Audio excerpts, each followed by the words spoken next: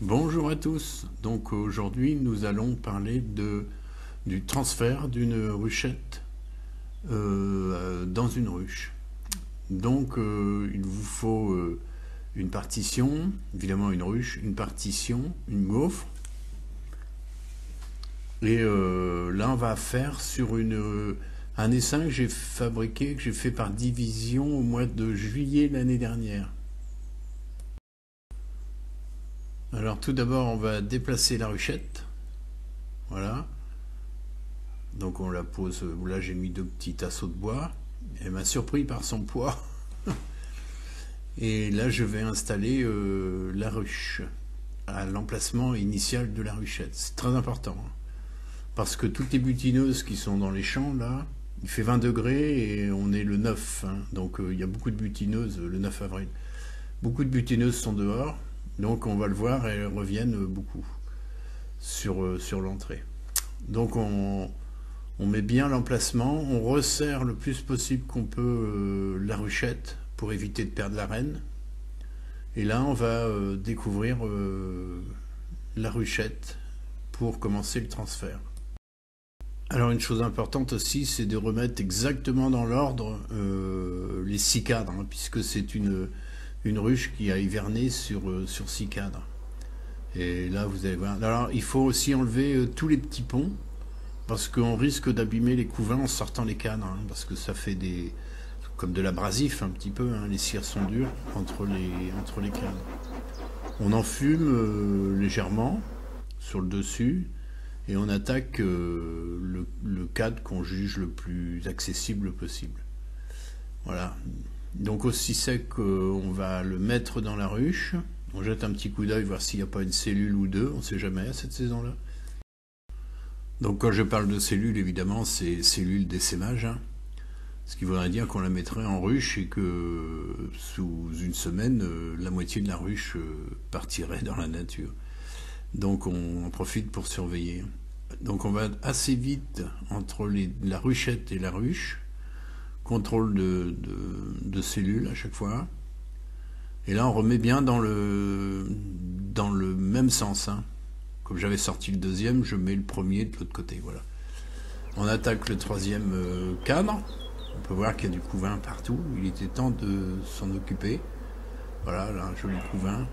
Tac. La reine est sûrement sur un des cadres. Mais on ne cherche pas la reine, hein. C'est pas le but, hein, là. On est vraiment dans le fait de mettre cette ruchette dans une nouvelle maison bien plus grande. Donc quatrième cadre, même chose. Hop, on va dessus. Si jamais la reine est sur le cadre et qu'elle veut le descendre, voilà, elle est dans la ruche directement. Petit coup d'œil sur les cellules, on met en place. On attaque le 5. Vous voyez, c'est presque en temps réel, hein, ce que je fais. Donc là, on a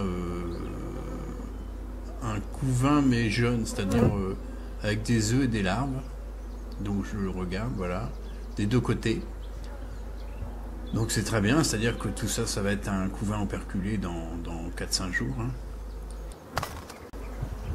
Donc on va sortir le dernier. Comme vous avez vu, je décolle au tournevis et je prends avec la pince. Voilà. Bon, chacun sa technique, chacun fait comme il veut. Et là, on va s'apercevoir que c'est un cadre de nourriture, donc nectar, pollen, miel en haut, donc tout ça c'est très bien. Donc là je resserre la gaufre ainsi que la partition. Et je vais rajouter une deuxième gaufre sur la droite de la ruche.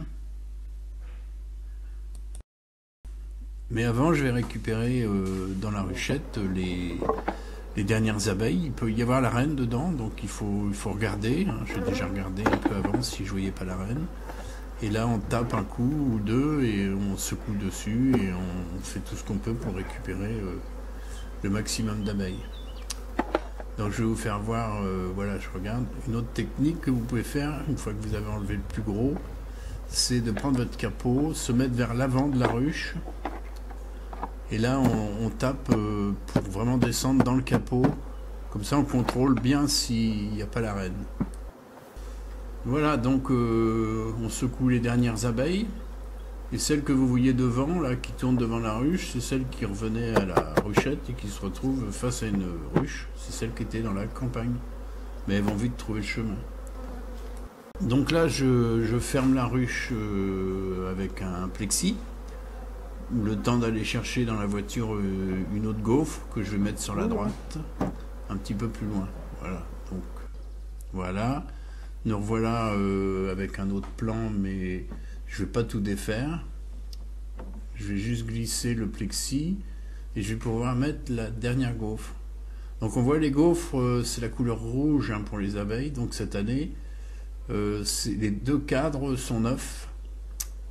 Enfin, un est neuf et l'autre c'est un cadre qui a été désinfecté au chalumeau l'année dernière et reconstruit. Donc les deux rouges sont de chaque côté des 6 cadres de la ruchette et une partition qui est le cadre en bois naturel, là, le premier. Ben voilà, c'est terminé. Donc on couvre le plexi, je mets le capot. Les abeilles sont tranquilles, elles découvrent leur nouvelle maison, elles ont du travail avec les 2 gaufres à construire, donc qui seront faites à mon avis sous une semaine, et sûrement pondues. Donc la vidéo est terminée, voilà, donc on peut voir que la planche d'envol est tranquille, tout ça c'est dans le même temps, hein. Et si vous aimez mes vidéos, n'oubliez pas de vous abonner. Un petit pouce fait toujours plaisir. Et moi, je vous dis à très bientôt. Donc ce transfert de ruchette en ruche a été fait le 9 avril 2023.